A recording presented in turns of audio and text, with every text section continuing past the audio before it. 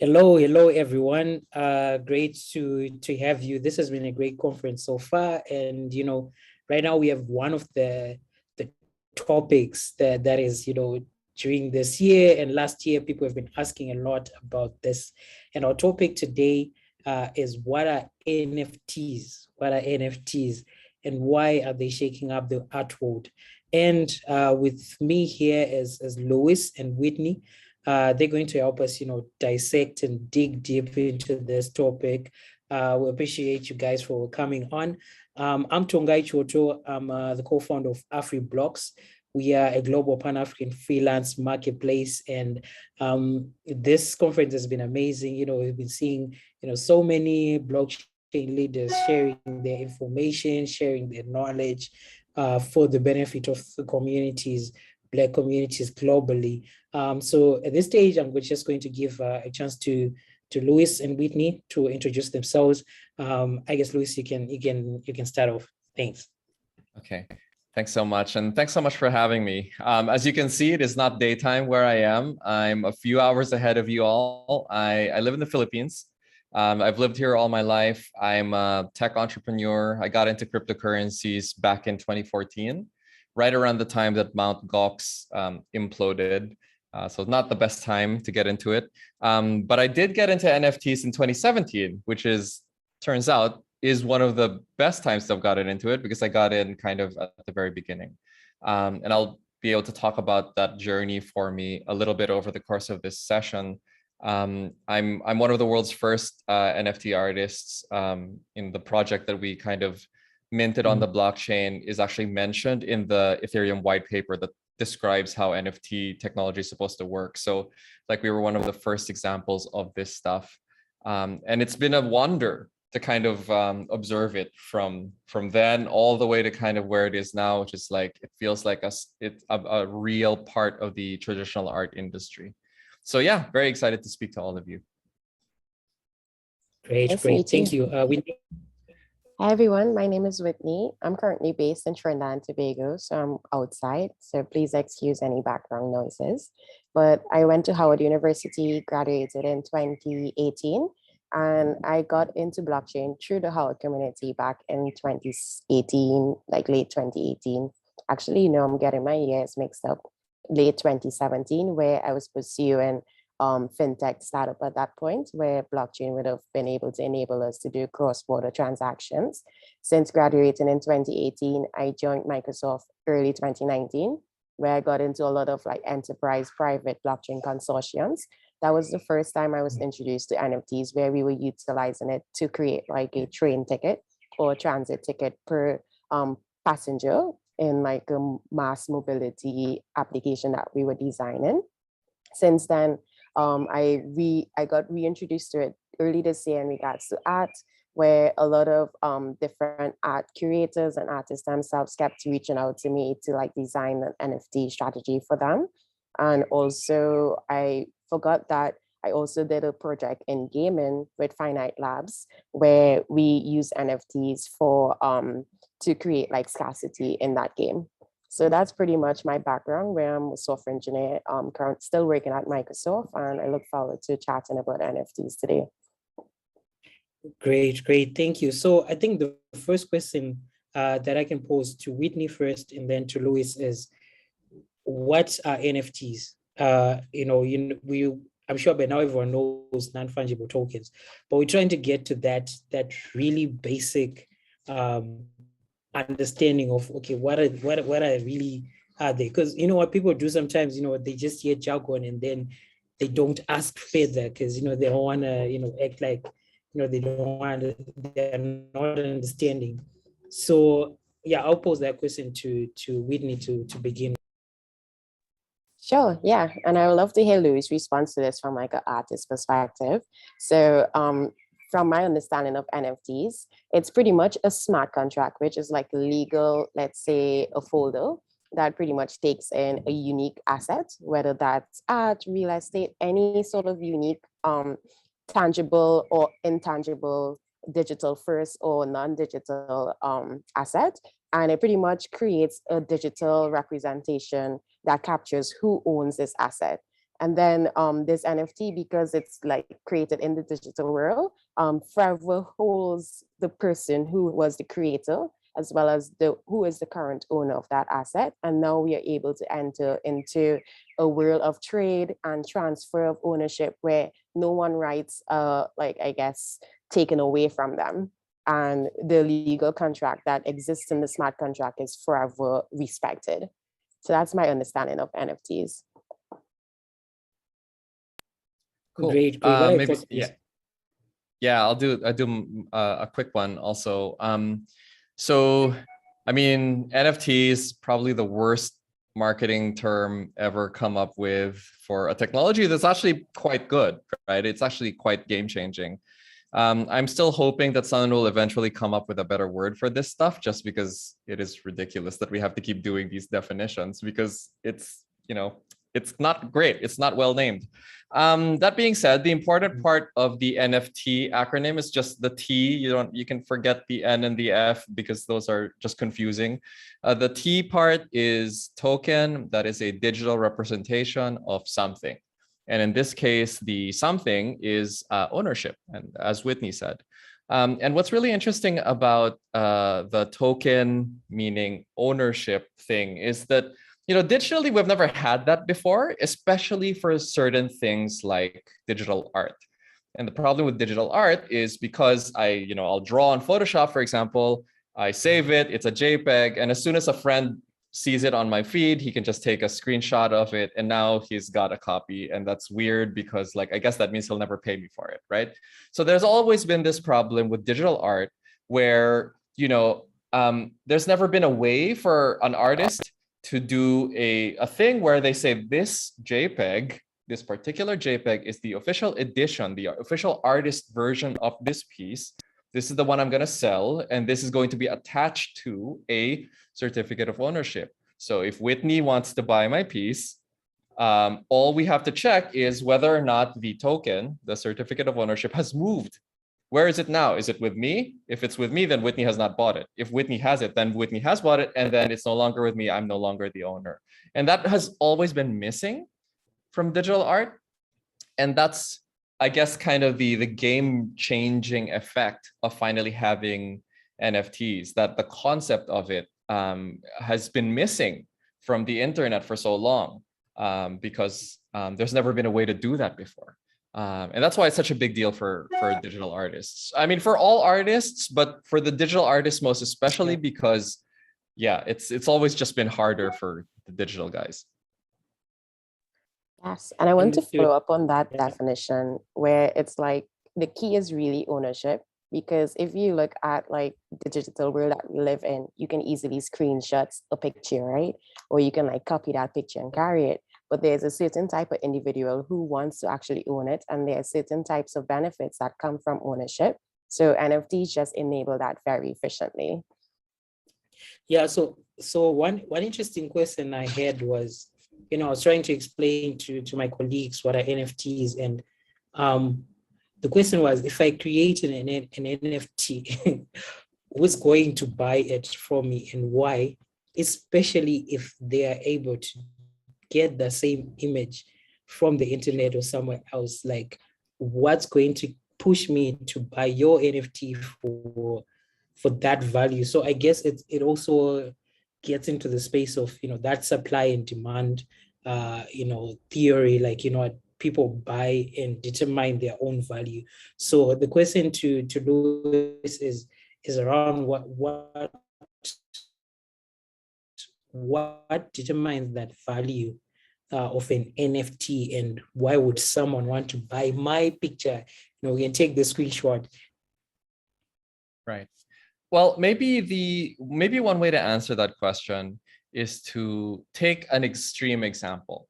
Let's say that we could all get on planes again. I can't because the lockdown's kind of bad out here.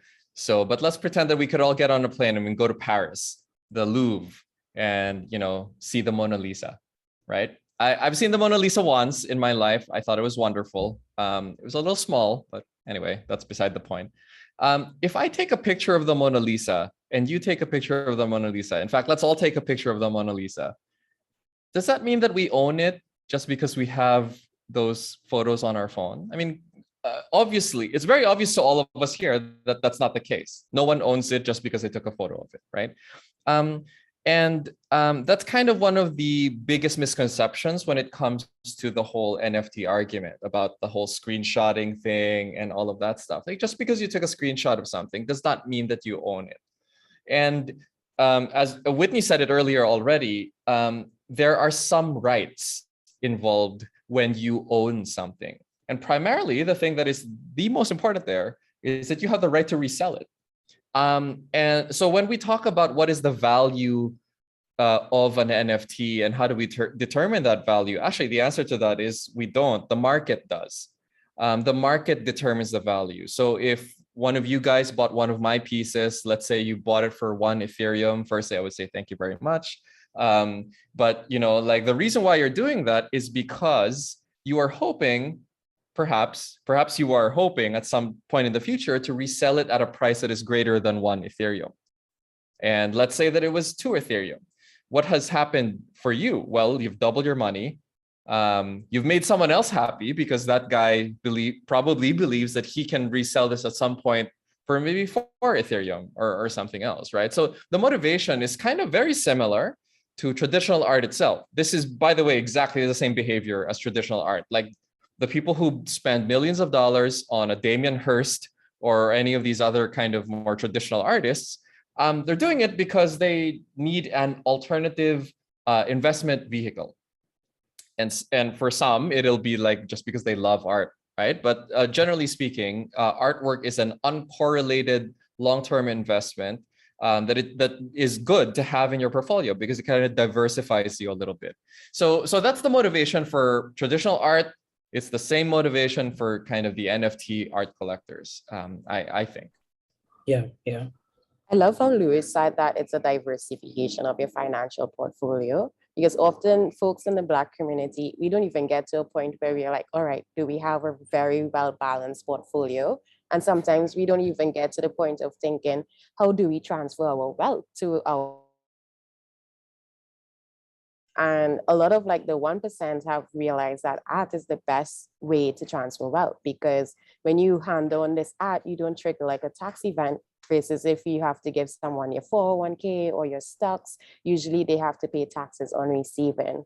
And of course, we are getting to the wave of like, it's going to be the biggest generational wealth transfer happening soon. And it already has started happening. So I guess my answer to that question will be what type of person you are in terms of financial management, and of course, just interest in art as well. And where do you want to stand in the long run?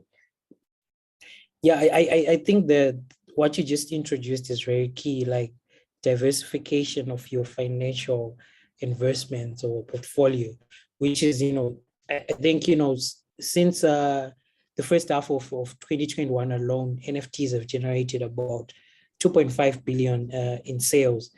But my next question, I'll start with Whitney, is now how do Black people or Black communities globally really use this NFTs in a helpful way?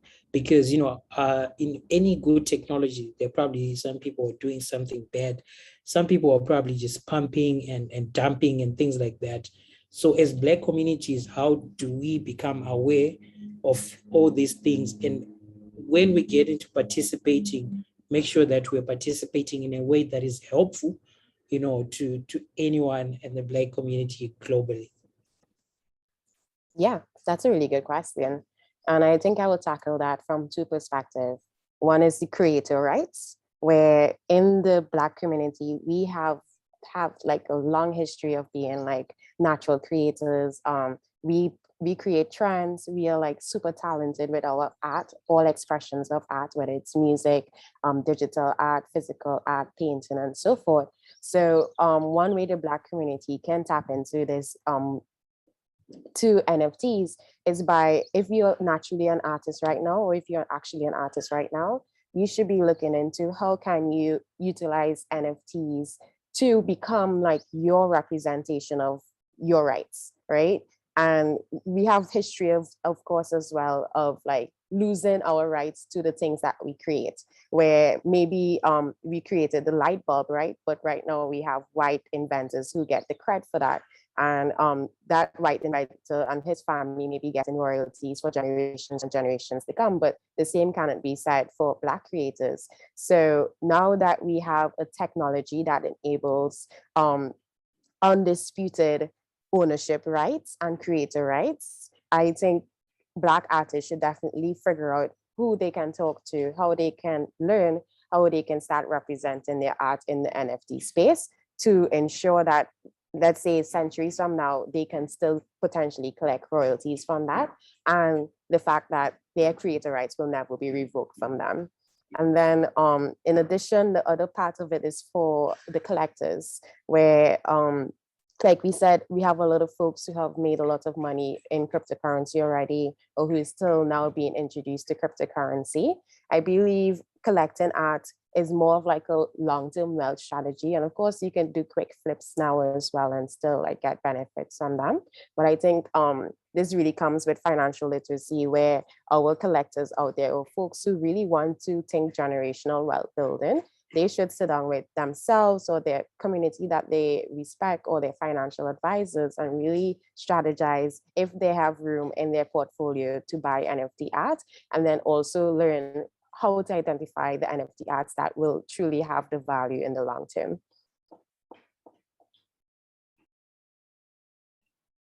Yeah. Luis, you can share your thoughts on that. Okay, but I mean, obviously, I'm not as familiar with the context. I guess I could talk about like how we look at it here in the Philippines. We think that NFT art is a democratization, and one of the most kind of powerful things about it has nothing to do with the technology. It's the fact that the buying population of NFT art does not differentiate about where you're from or what race you are or whatever. Most of the people on Twitter don't even know what gender the artist that they're buying is. And I think that is a very liberating kind of that's a very liberating kind of situation. The reason for that is because if you were a traditional artist, you would have to spend years waiting for an opportunity to exhibit in, New York or Paris or Tokyo or any of these art centers of the world. And it might never happen. But now you can put up your work on OpenSea. I mean, you're going to spend a little bit of money, but it's nowhere near, kind of like what you would spend to fly to London, for example. And so what it's done is that it has allowed kind of artists from all over the world to participate very equally with artists from maybe the most kind of the most popular centers of art in the world. So I really like that. I like that is kind of the kind of the most tangible impact, at least to us. And I think that'll just keep happening because people don't care where the artist is from. What they respond to is whether the story is good and whether the work has quality. So it's great. Yeah, I do like what you mentioned earlier, that the typical art world is kind of exclusive. It kind of has a few people that create this art. There's kind of a few people that buy them. But now what NFTs are doing, they're opening, a typical exclusive art world to diverse backgrounds, to everyone can now be able to participate there without, preconceived biases or anything like that. And it also helps artists monetize their work.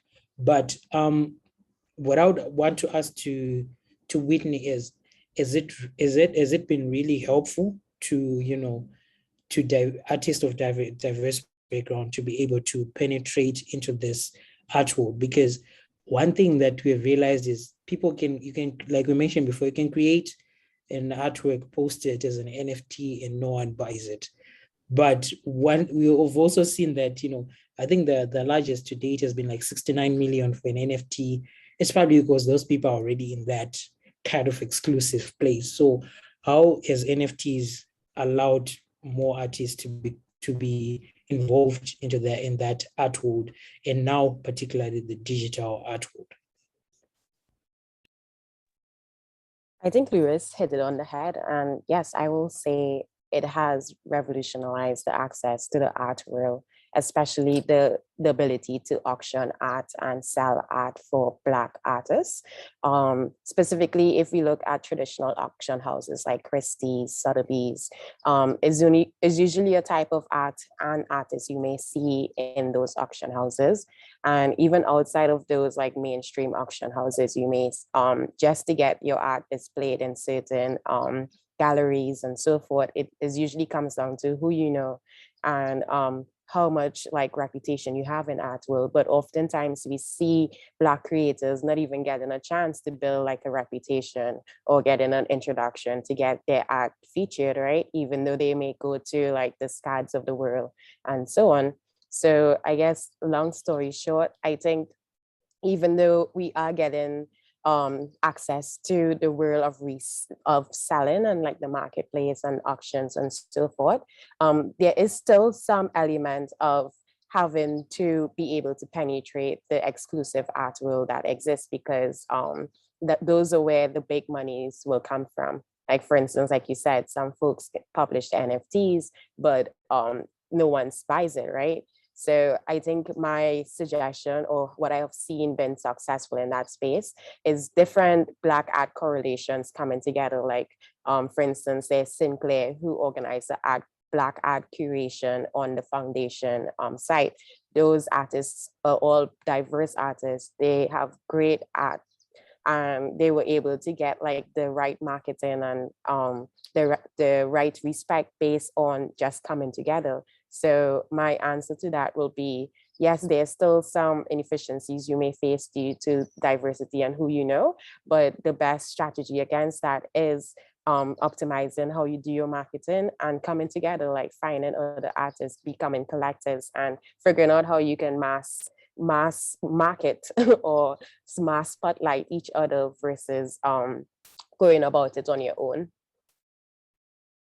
Great. So Louis, what I want to see as a follow-up to ask as a follow-up to this is, what are the steps? Okay, I want to have my NFT, great, but I also want it to sell, and I also want people to look at it.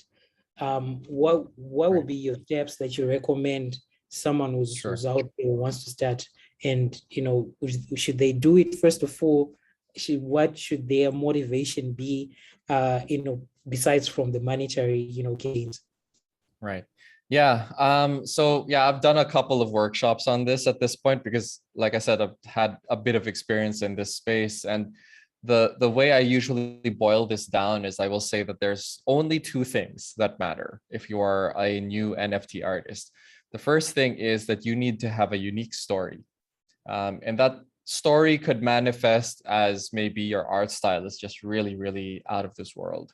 Or maybe you come from a background that makes you very just notable, right? And there are many, many different reasons for that. Possibly like where you live, what your conditions are, maybe kind of what your convictions or your beliefs are, right? So that's the first thing. So uniqueness, if you can figure that out, that it's half of the problem, right? And it's very internal. You need to kind of look into yourself and see what is actually truly unique about you as an artist. The second thing I say is you need reach. So it's uniqueness and then reach. So the reach part is where everyone stumbles, because although you could be a very unique artist for whatever reason, oftentimes you don't know how to find the audience for your work and you don't know how to communicate with them. And generally speaking, the reason why that is because crypto art as a phenomenon is largely based in Twitter, which already kind of locks out quite a lot of other countries because, for whatever reason, Twitter just isn't a popular social media platform in some countries. So here in the Philippines, it is maybe a distant third behind Instagram, right? So Facebook, Instagram, and then Twitter, very, very low down, right? So it's it's like most of the artist population here don't have Twitter accounts. They don't know the first thing about how to build a following on Twitter. And they also don't really know much about how to, kind of communicate on Twitter in a way that makes people take notice of you. And there are a lot of Twitter influencers in the crypto world that are very, very good at this stuff, but this is a skill that you learn. This is not something that is inherent to most people. So yeah, so that's where everyone stumbles, is always reach. And one of the ideas that we had was like, maybe we could do something where, kind of we start building it as a community thing where all of the artists in the Philippine crypto art scene are kind of all within this community and things like that. So we've tried various things, but generally speaking, it's an ongoing effort to continue to make yourself visible as an artist and to make sure that people know that you exist. And that's always going to be a challenge. But at least now you don't necessarily have to entrust that to a physical gallery or an agent or a broker or any of those things. Now you can just do it yourself, which is, for some people that's better. For some people that's not as good, depending on their personalities. But at least there is a path for you if you want to go direct, right? And I guess that's kind of one of the that's one of the main recipes in NFT art success. You gotta have presence on Twitter, and then there has to be some unique part of your story to make people take notice of you. Yeah, I like the mention of art galleries or agents, because now what this technology is doing is it's kind of removing the gatekeepers, because those agents and art galleries are the people who would have, before this say, no, we cannot have your work here. But now you can do your own reach, you can do your own selling. And I think that's a huge upside. And I like also the fact that you keep going back to the digital artist as a person, and not necessarily saying NFT. You keep going back to the person, like, this is what you're doing. To Whitney, my question will be, your own 3 or 5 steps to someone who says, I want to get started. Where do I start? Where do I go? What do I do? Yes. So I guess my recommendation would be understand how to mint the NFT. So that way you can get in more control of your rights. And then when you understand like what minting is, look at the regular platforms like OpenSea and Foundation and these other websites and see how do they onboard their artists. What are like the different fees that they take in, whether it's like transaction fee, what is the royalties they promise to you on resales. And from there, you'll be able to see what is the benefit of you minting versus using a platform like this. The third one, I will say, is like following up on what Louis said, figure out what is your story as an artist. And therefore, whatever piece or work that you're about to mint, it should correlate with your story. And maybe you can even come up with like a strategy in terms of like, I want to be an artist who produce an NFT every month, or maybe I'm going to create like an art collection around this theme or stuff like that. Fourth, actually mint and get on, when you mint your NFT, publish NFT to like OpenSea or Foundation website. And then from the fifth one will be marketing that. And of course, also getting into different spaces where you can like speak, like on the Black Blockchain Summit or like other places that really appreciate NFT artists or info around that. Great. That's super helpful.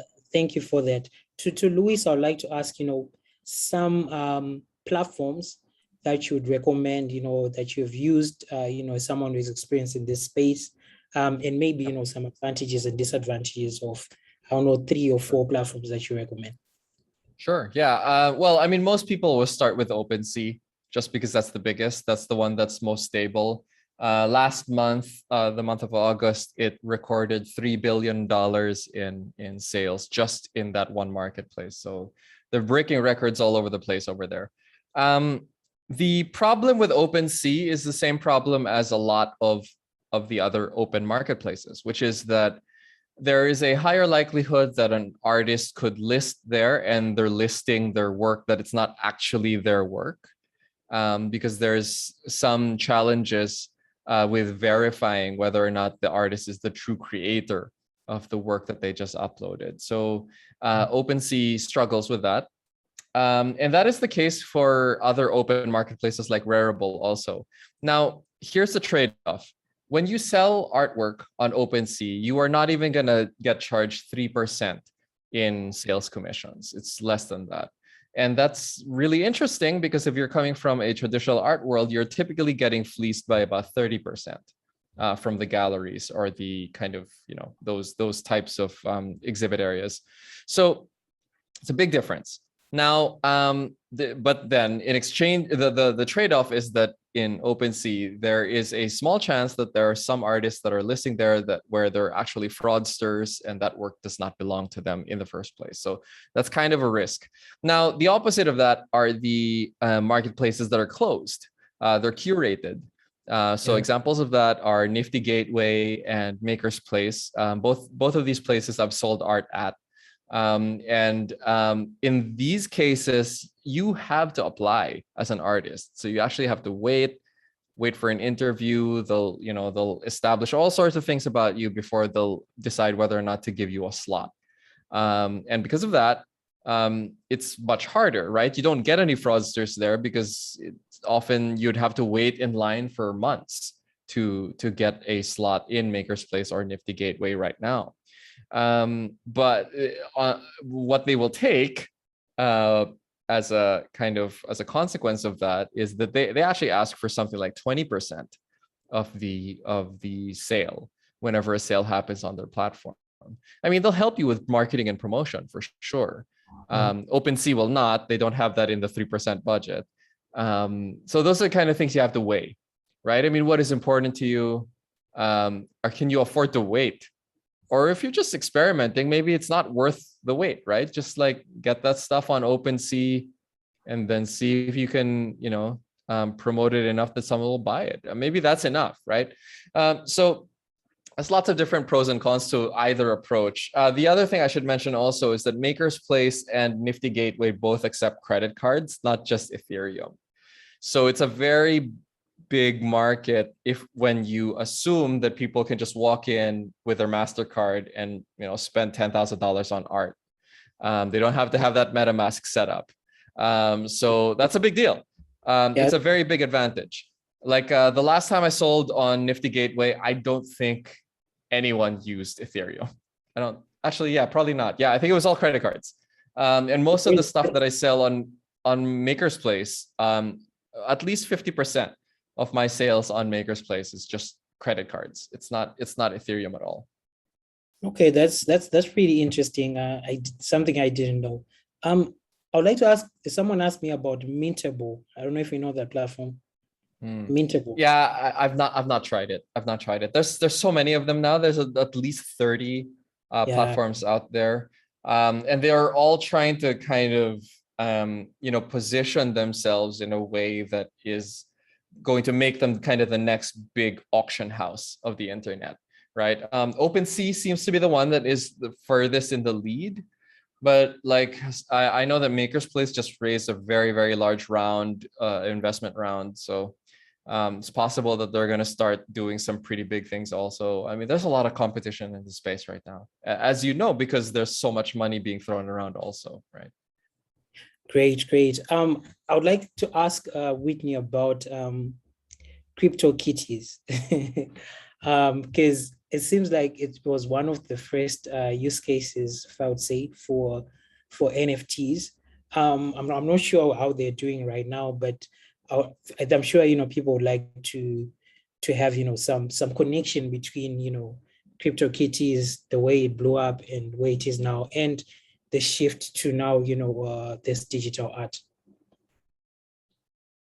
Yeah, definitely. I would probably say CryptoKitties was probably the first famous example of NFTs, where it was all around the concept of, hey, there's some digital cats, do you want to own it? And they, like, going back to what we spoke about when you want to be an NFT artist, they literally created numerous variations of cats. They were able to like mint them. And then they created this very scarcity model around like, okay, there's literally a unique cat that people all around the world probably wants, but you should come get it first, right? And then by doing that, they pretty much was able to like sell their crypto kitties for like a lot of money. And at that point, NFTs, I'm not sure, maybe I'm misspeaking here, but NFTs weren't really the hype of the blockchain world. It was more around like get into Bitcoin, get into like fintech apps and so forth. But here was CryptoKitties showing how valuable ownership was through cats. And now we are getting like the third wave of blockchain where you're now seeing more persons realize, hey, I can actually utilize the same mechanism and use that to like sell the work that I already make or like become a digital artist, because I'm seeing even like kids who are exposed to like what's happening in the NFT world. They themselves are creating different variations of like random digital art, and they're getting a kickstart on their artist career or even just financial career through doing the same thing that CryptoKitties did a couple of years ago. Got you. Yeah, that's a really interesting, use case. And I remember I was there. I was like, people are buying these kits because this one is pink, this one is green. But I guess I was missing the point at that stage. What I would want to ask to Louis, I think you kind of said you don't want to talk about the NF part, but we're looking for a description or an explanation that's really, really basic and simple between non-fungible and fungible. Like, what's the difference?